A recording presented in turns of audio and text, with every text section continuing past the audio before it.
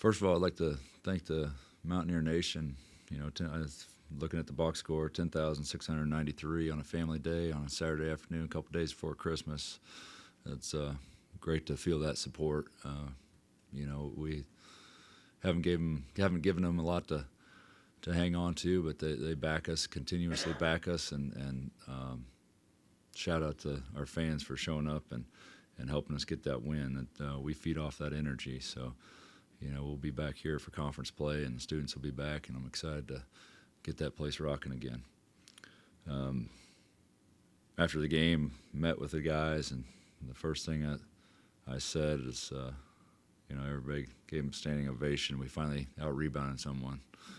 We were +1 on the glass, so big credit to, a cook there, especially in the second half, really shoring up some of that rebounding issues that we were having, so especially with the lack of size that we got on the floor. So, it was a good win for us. We certainly was concerned about fast break points and defensive transition, and they really did a good job going downhill and putting pressure on the rim and finding their isolations where we had a hard time, defending some of those isolations with those size between Cochran and Simmons. But they had a good game plan, and we came out hot, and wish we could have kind of extended that lead, but we found a way to win. So, Josh, most points for you guys this year. Your best offensive game, and do you feel like there's a rhythm starting to develop with the offenses? Guys are getting used to each other? Yeah, it's like I said on the radio, it's a little bit of a chemistry thing. It's one thing to practice together, every day and try to learn off each other, but until we get in game scenarios and get those guys the right run together, it's not the same in practice. So, yeah, I felt like they played more cohesive tonight on the offensive end, and we were more of a balanced attack than we were the other night, and just had more patience, and I continued to tell them, we run a lot of sets, but there's first action, second action, and then we always have continuity to fall back on that maybe we didn't really fall back on at the Radford game. We were more patient and fell back on some of that continuity today. And Kurt did a great job with a double-double, 12 and 10 assists. So he's got to be that floor general every night, and we also need him to score. So 3 for 6 from 3. So I like those numbers.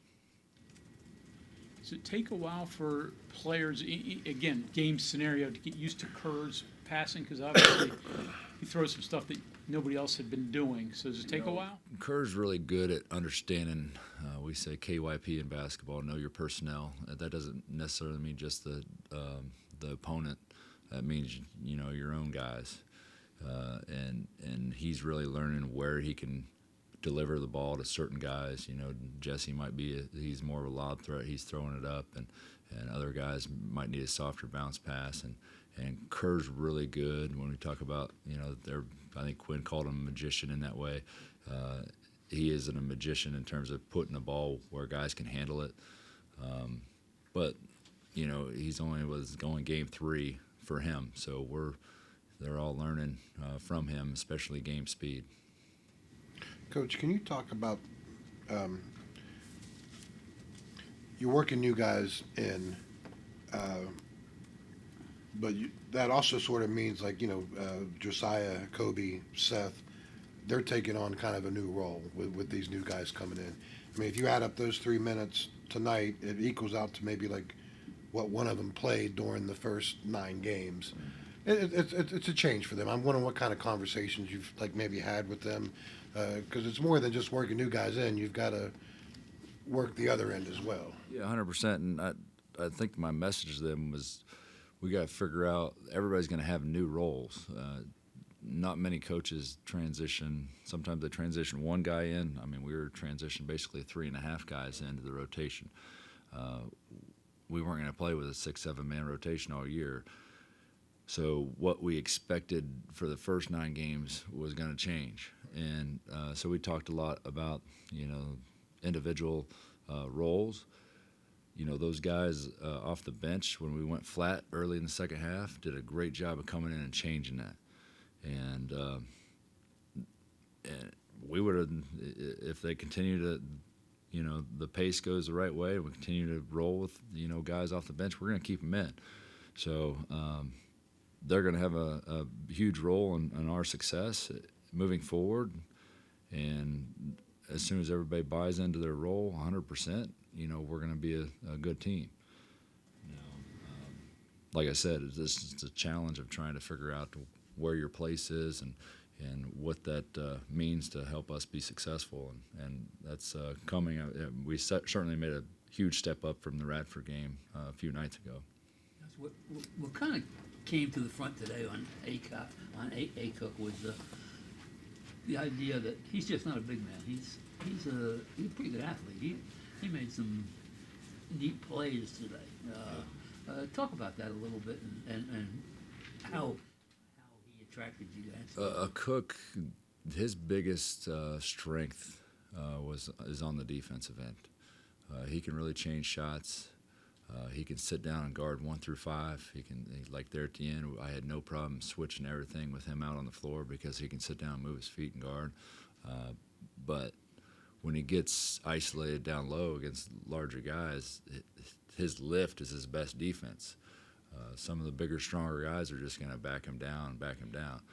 So we got to, we've had conversations. We just got to fight around and almost front with him. But yeah, that's his wheelhouse is on the defensive end. He can be explosive offensively as well, and he's trying to find his place. He's a point off having a double-double, it looked like, but he can once he finds his momentum offensively and where he fits in, he's going to be a huge part of this, and he already is. But we look at his minutes. He's at this is probably the most he's got, almost 25 minutes, and you still see some exhaustion in him, and we still have to try to manipulate that the best we can. And we didn't really have that option tonight with Pat getting in foul trouble and only playing 8 minutes. And Tell me a little bit about his personality too. He seems like just watching him leave the court today. I mean, he was stopping and posing for pictures with kids, and he seems to be enjoying what he's doing. Cook has went through so much. It's just every time I see him smile, it's music to my ears. Seeing him smile because he went through so much, and just so happy for him. He's getting his bearings under him and starting to feel that basketball's a huge part of all these guys' life. So he thought it was almost taken away from him, and now he sees the success and helped us win this game tonight, and that'll go a long ways moving forward. You mentioned the cohesiveness on offense and things getting better there. Defensively, is that also something that has to improve? Yeah, I mean, that's one thing. We may have probably been, you look at our probably numbers, and we're going to probably score a lot higher clip, but defensively we're giving up a lot, as you can tell, and you can't judge it based on, okay, who was your 6-man rotation, and now your rotation is different, but what'd you lose? You lose a big piece in the defensive puzzle, which was Jesse Edwards. So it's hard to make that comparison, with all the changes. As far as, you're talking the other night about finding that identity. First night, I mean, you could almost kind of just chop the season up into different parts, and the identity is going to be different in each of those parts.